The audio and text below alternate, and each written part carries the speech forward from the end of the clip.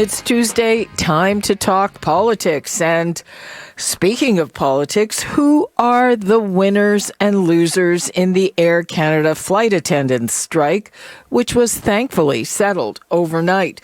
And what was the secret sauce that brought a settlement after only 9 hours with a mediator, after both sides had gotten so belligerent and so dug in so much in public? Now, I think Air Canada looked like the bad guys relying on the government to legislate the flight attendants back to work.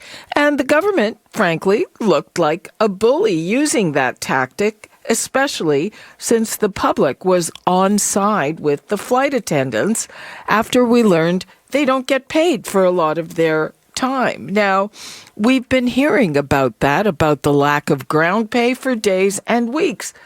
But only yesterday did the news reach Jobs Minister Patty Hajdu, who said she'd have to look into it, and she was deeply disturbed by it. Was it that got everybody back to the table? And I have to add, I don't think the union looked that good defying a back-to-work order either. Now, on to Calgary, and Pierre Poilievre won his by-election by a huge majority.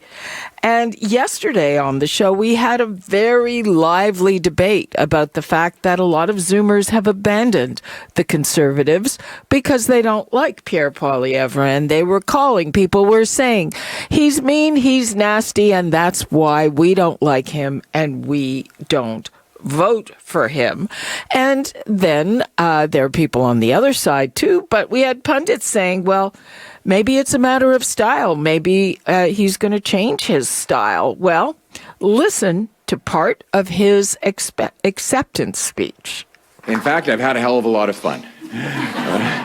Whether it's been at the Bronc matches or the rodeos, or, walking into a parking lot, some guy I don't even know walks up and offers me a big bag of beef jerky.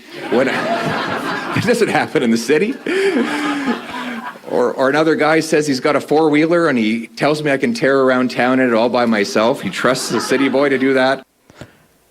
Well, I think he was almost sweet there. What do you think?